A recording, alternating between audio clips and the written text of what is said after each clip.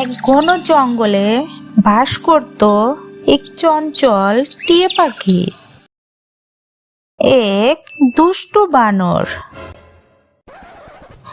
আর এক ভয়ঙ্কর সিংহ।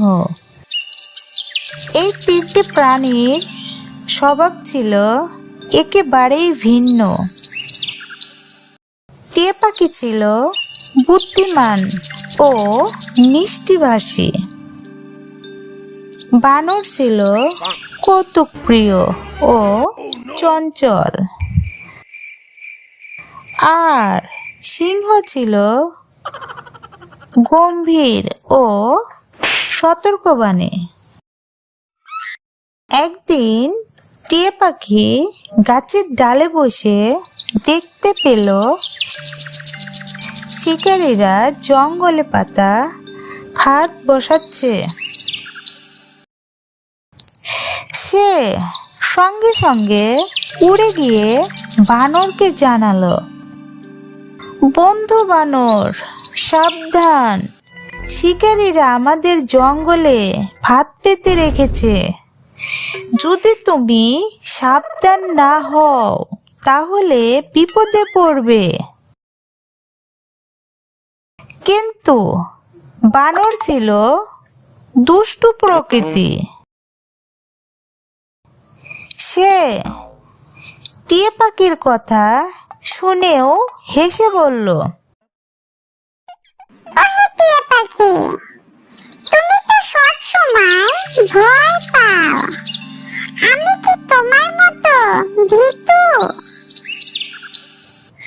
বানর টিয়া পাখির কথা না শুনে আপন খেয়ালে লাফালাফি করতে লাগলো। কিছুক্ষণ পরেই সে শিকারীর পাতানো ফাঁদে আটকে গেল। কিছুতেই বের হতে পারল না। সে তখন ভয় পেয়ে চিৎকার করে সাহায্য চাইতে লাগলো। টিয়া পাখি এই ঘটনা দেখে দুঃখ পেল, কিন্তু সে বুদ্ধিমান ছিল। সে উড়ে উড়ে সিংহের কাছে গেল এবং বলল, সিংহ রাজা, দয়া করে আমাদের বন্ধু বানরকে বাঁচান। সে শিকারীর ফাঁদে আটকে গেছে। সিংহ গভীর সুরে বলল, আমি রাজা, কিন্তু আমার দায়িত্ব শুধু শাসন করা নয়, আমার প্রজাদের রক্ষা করাও আমার কর্তব্য। তারপর সে দ্রুত বন জঙ্গলের মধ্য দিয়ে ছুটে গেল এবং বানরের কাছে পৌঁছালো। সে তার ধারালো দাঁত ও শক্তিশালী থাপা দিয়ে ফাঁদটি ছিঁড়ে দিল। বানর তখন মুক্ত হয়ে আনন্দে লাফিয়ে উঠল। বানর তখন লজ্জিত হয়ে টিয়া পাখির দিকে তাকিয়ে বলল, বন্ধু, আমি ভুল করেছি। তোমার কথা যদি আগে শুনতাম তাহলে এই বিপদে পড়তে হতো না। এখন থেকে আমি তোমার উপদেশ শুনবো। সিংহ হেসে বলল, সত্যিকারের বন্ধুর উপদেশ কখনো অবহেলা করা উচিত নয়।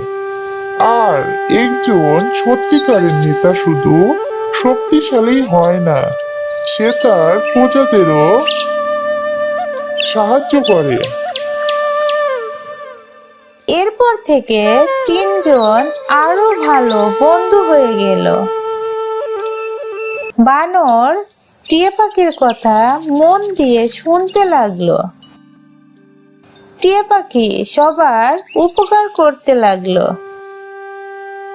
আর সিংহ তার শক্তি দিয়ে জঙ্গলের সবাইকে রক্ষা করতে লাগলো। এই গল্পের শিক্ষা, সত্যিকারের বন্ধুর উপদেশ শোনা উচিত।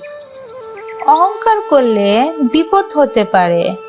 বুদ্ধি ও শক্তির সম্মিলনই প্রকৃত নেতৃত্ব।